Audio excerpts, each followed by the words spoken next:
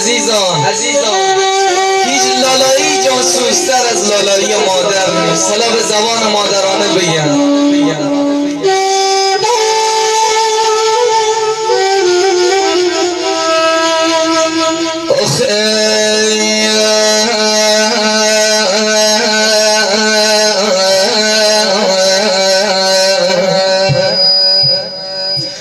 مامان محترم جان،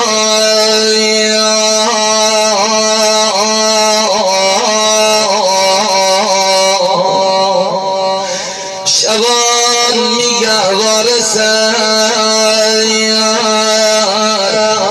تا صبح نخوب مافیه